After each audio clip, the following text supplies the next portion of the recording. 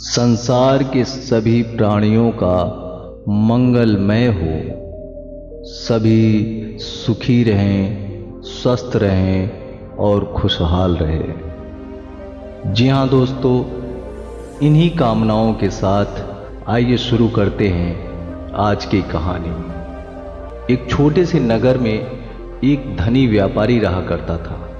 उस व्यापारी के पास सब कुछ था, वो जो चाहता था वो सब कुछ। उसके पास किसी चीज की कोई कमी नहीं थी।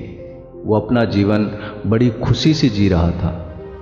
सब कुछ बहुत अच्छा चल रहा था। लेकिन कहते हैं ना कि समय बदलते देर नहीं लगती। ये घाटा इतना बड़ा था कि उसका सब कुछ लुट गया था, खत्म हो गया था। उसके पास अब एक फूटी कौड़ी भी नहीं बची थी। वो सड़क पर आ गया था। उसने अपने सभी सगी संबंधी, मित्रों सबसे मदद मांगी, लेकिन किसी ने उसकी कोई मदद नहीं की।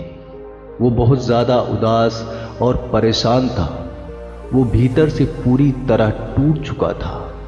अब उसके भीतर जीने की कोई उम्मीद नहीं थी। वो रोता हुआ मार्ग में आगे की ओर जा रहा था। तभी कुछ देर बाद थक कर एक पेड़ के नीचे बैठ गया और वहां बैठकर फूट फूट कर रोने लगा।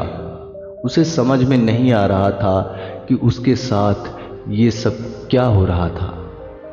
कुछ दिन पहले उसके पास वो सब कुछ था जो वो चाहता था, लेकिन आज उसके पास कुछ भी नहीं बचा है। वो सड़क पर आ चुका था। उसके मन में ऐसे कई सारे विचार चल रहे थे जिसके कारण वो दुखी और दुखी हो गया था, रो रहा था। तभी उस मार्ग में एक गुरुजी अपने कुछ शिष्यों के साथ वहां से गुजर रहे थे। जब उन्होंने उसे रोता हुआ देखा तो वे उसके पास आए और उस व्यापारी से पूछने लगे, क्या हुआ है तुम्हें? इस तरह क्यों रो रहे हो?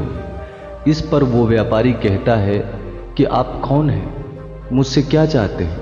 मैं जैसा भी हूं, मुझे मेरे हाल पर छोड़ दीजिए। वैसे भी मैं बहुत परेशान हूं, कोई मेरी मदद नहीं करना चाहता। आप यहां से चले जाइए, मुझे किसी से मदद नहीं चाहिए। इस पर गुरुदेव ने कहा, मगर बात क्या है, बताओ तो सही। तुम क्यों इतना परेशान हो और रो रहे हो?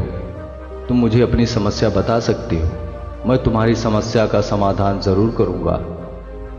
इस पर वो व्यापारी गुरुजी से कहता है, हे गुरुदेव, मुझे अपने जीवन में बहुत बड़ा नुकसान झेलना पड़ा है। कुछ दिन पहले मेरे पास सब कुछ था, किसी चीज की कोई कमी नहीं थी। मैं भी एक धनी व्यापारी था, सभी मुझे जानते थे, लेकिन आज मेरे पास कुछ भी नहीं है। मैं पूरी तरह से बर्बाद हो चुका हूँ। आज मेरी ऐसी नौबत आ गई है, मैं अकेले सड़क किनारे पर बैठकर रो रहा हूँ। जिन पर मैंने भरोसा किया था सभी ने मुझे धोखा दे दिया है, और जब मैं उनके पास गया तो सबने मुझे भगा दिया। सभी ने मेरी बातों को अनसुना कर दिया। इस दुनिया में सभी बहुत मतलब के हैं, सभी को केवल अपना फायदा चाहिए। इतना कहकर व्यापारी जोर जोर से रोने लगा। तभी वो गुरुदेव उस व्यापारी से कहते हैं, कोई बात नहीं, ऐसा होता रहता है। तुम यदि चाहो तो दोबारा अपना व्यापार खड़ा कर सकते हो, कुछ आगे और कर सकते हो।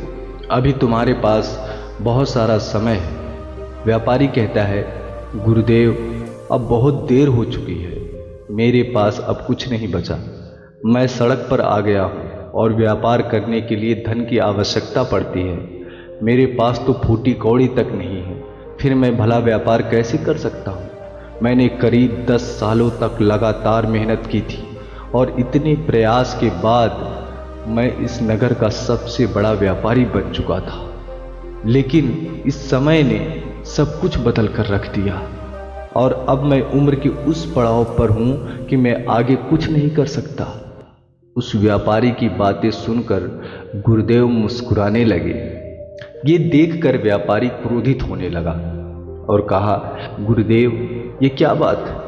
आप मुझ पर हंस रहे हैं, इसमें हंसने वाली क्या बात है? क्या आपको भी मेरी लाचारी पर हंसी आ रही है? ये सुनकर गुरुदेव कहते हैं, नहीं बंदे, मैं तुम्हारी लाचारी पर नहीं बल्कि तुम्हारी सोच पर हंस रहा हूँ। मैं तुम्हें आज तुम्हारे जीवन के बारे में कुछ ऐसी बातें बताने वाला हूँ जिसे यदि तुम अपने जीवन में अपना लोगे तो तुम एक बार फिर से अपने जीवन में कामयाब हो जाओगे। जीवन में जो कुछ भी तुम करना चाहते हो वो सब कुछ कर सकते हो। जो तुमने खोया है उसे हासिल भी कर सकते हो। तभी वो व्यापारी कहता है, गुरुदेव यदि ऐसा नहीं हुआ तो क्या होगा? गुरुदेव उस व्यापारी से कहते हैं, ये पेड़ कहाँ भागा जा रहा है? ये सड़क यहीं पर रहेगी। तुम्हारा जितना मन चाहे रो लेना, और तुम्हारे पास आंसुओं की कमी तो है नहीं। यहाँ बैठ के जितना चाहे उतना रो लेना। अपने आप को भला बुरा कह लेना, कोस लेना।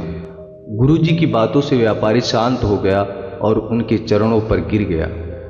बोला, हे गुरुदेव, मुझे बताएं कि मेरे जीवन में वो कौन से मंत्र हैं, वो कौन सी आदतें हैं जिसे मैं अपने जीवन में उतार लूं तो मेरा जीवन फिर से उसी रास्ते पर आ जाए जिस रास्ते पे था।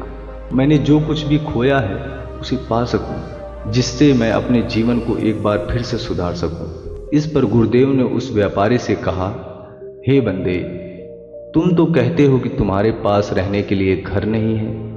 मेरी इस बात को ध्यान से सुनो। हर मनुष्य, हर प्राणी को उसका घर उसके जन्म के साथ ही मिल जाता है और ये उसके मरते दम तक रहता है और ये उससे कोई नहीं छीन सकता। जब तक तुम जीवित हो ये घर तुम्हारे साथ ही है और इस दुनिया की बड़ी से बड़ी कीमती चीज भी उसके आगे कुछ नहीं है। तुम्हारे पास आज भी वो घर बचा हुआ है। इस पर व्यापारी कहता है, हे गुरुदेव, आप क्या कहना चाहते हैं? मेरा घर तो पहले ही नीलाम हो चुका है, फिर आप ये क्या बोल रहे हैं? आपकी बात मैं समझ नहीं पा रहा हूँ। इस पर गुरुदेव मुस्कुराने लगे और बोले, मैं तो तुम्हारे शरीर की बात कर रहा हूँ। तुम्हारा शरीर ही तो तुम्हारा घर है और ये घर सबसे ज़्यादा कीमती है। इस दुनिया की बड़ी से बड़ी कीमती से कीमती चीज़ भी तुम्हारे इस घर के आगे कुछ नहीं है। इसलिए अपने इस घर का ख्याल रखो, अपने इस घर को मजबूत बनाओ, शक्तिशाली बनाओ, क्योंकि यही वो घर है जो तुम्हारा साथ कभी नहीं छोड़ेगी। जब तक तुम मृत्यु को प्राप्त ना हो जाओ तब तक इस बात को हमेशा ध्यान रखना। ये सुनकर व्यापारी उन गुरुजी के आगे हाथ जोड़कर कहता है, हे गुरुदेव, आप सही कहते हैं, मेरा शरीर ही असली घर है। तभी वो व्यापारी गुरुजी से कहता है, गुरुदेव, आपने तो मेरी आंखें खोल दी। आज से मैं फिर से दोबारा से मेहनत शुरू करूंगा और अपनी खोई हुई चीज़ों को पालूंगा। जी हाँ दोस्तों, बुजुर्गों ने एक कहावत भी कही है कि अपने बल को बल समझिए, अपने घर को घर समझिए, अपनी ताकत को ताकत और अपनी बुद्धि को बुद्धि। तो दोस्तों, ये कहानी आपको अच्छी लगी हो तो हमारे चैनल को शेयर, सब्सक्राइब और लाइक कीजिए। धन्यवाद। सबका मंगल हो, सबका कल्याण हो।